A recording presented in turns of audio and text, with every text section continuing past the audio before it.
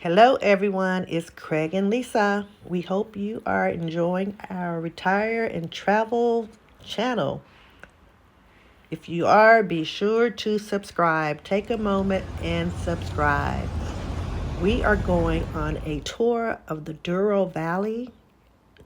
The Douro Valley is wine country, so it involves wine tasting and a 1 hour cruise on the Douro River. One curiosity about these highways, Fast and Furious. I think it number 10. I don't know. There's a lot of them. I think number 10 was filmed here on these highways. Well, not all of the movie, but parts of it. Houses to move to make some movie scenes, and people were so they didn't trust them. They said no. They were, oh no, I offer you money. I don't want it. No, thank you. I don't trust you. It was ruined. Okay, so not all the wines age inside the bottles. Okay, in terms of port wine, vintage wines are the ones that age inside the bottles. Inside you have the hydroelectric part. You can have boats as big as 50 meters boats. They are hotel boats. They stay in the river. It looks very shallow. It is. It is. You have to be dragged so the boats can navigate so well here in the Douro Valley. Two persons. If you have 6,000 euros in Portugal for a week, for 7 days, don't go on the boat. Okay, you can live like a king. You don't need to get a boat. But it's 35 to 40 minutes to cross the log system. Why they say this road is one of the most beautiful roads of the world? It's because of the views you get. You'll see the boards. You'll see some boards with some names around the hills. They are the brand that runs that plantation, or the brand that runs that place. And also you'll see some places like wine tastings, visits to the wineries, different activities. Yes, just full of interesting information. But also, this Douro Valley wine region is the oldest in the world. Many have said the most beautiful as well. And the port wine has a rule: we cannot make it with one or two kind of grape. We must combine at least 5 different kind of grapes. And here we have 6 already. So for us, we just pick the grapes and produce the wine. Okay. And this one has 120 years almost. This is why we only use it to do the best port, because the vineyard is with 3 years in the big vats. When I say vat, I mean French oak, as I told you. In this wine, you can feel some citrus, like some orange and some honey notes in the hand of your tasting. And with this wine, you can make a cocktail if you wish. Just add some tonic water. So, who's enjoying this experience? Yes, we had a great time. And we also had our 1 hour cruise on the Douro River through this beautiful valley, which you can imagine was just beautiful, stunning, picturesque, all the words. So green and just so bright and vibrant. Not a small company, but not so big company as well. They put a lot of love, a lot of effort on their wines.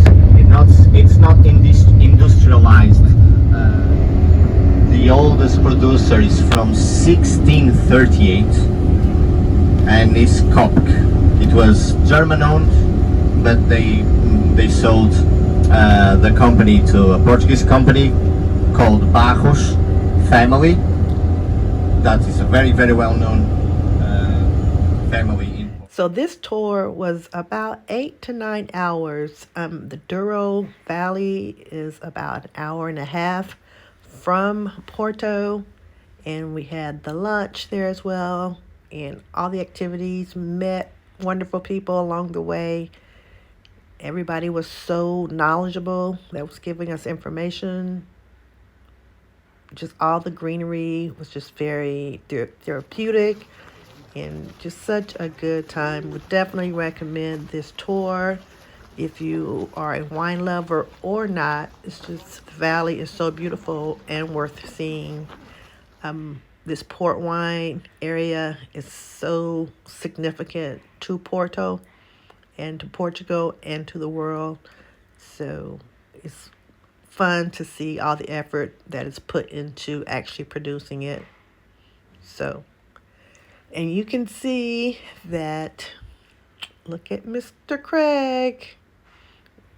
There's a lot going on that day. The other cool thing is that our guide gave us more information just about Porto as well. He told us about this beach here that is more not on the ocean but part of the river, and that a lot of the locals go here instead of going to the Atlantic Ocean to the beach. So it kind of felt like a lake at in the States. If we went to, we used to have a lake near my house in North Carolina, White Lake. Kind of reminded me of something like that. But it was really cool. You see a lot of people were here. It was really not too bad getting there, very close to the city. They had this walkway along the river that you could actually get there from the city very well. And then we also did go to the Atlantic Ocean as well as part of our time on this trip. And you can see here we are, the Atlantic Ocean on the other side from the United States, from the East Coast. I always like to just go and just to think about that. Like I'm on the other side of the Atlantic Ocean. But one cool thing about this is that you can see these, I guess they're like, it's like a walkway throughout the sand, which would be very cool because we know the sand gets really hot when it gets really hot in the summer. So I thought that was very nice. And let me tell you about this bus route 500. It has a gorgeous route from the Atlantic Ocean into Porto along the ocean. Very, very picturesque. But not only does it get you into Porto, but it also gets you up some of these high hills that you don't want to walk up. So Craig and I had already discovered this 500 route, this bus, before we knew it actually took us out to the Atlantic Ocean as well. So if you're in Porto, be sure to look up the 500 bus. It could be your very good friend. It gets you from the bottom all the way down in that historic area if you're staying like up some hills. So be sure to look that up if you are in Porto, the 500 bus. This is the helicopter pad. Yes, they have helicopter tours of the valley and the area as well. And be sure to put Porto on your list when visiting Portugal. It will not disappoint you. It is such a beautiful, picturesque city that is almost like a fairy tale. So until next time, be sure to subscribe and be blessed.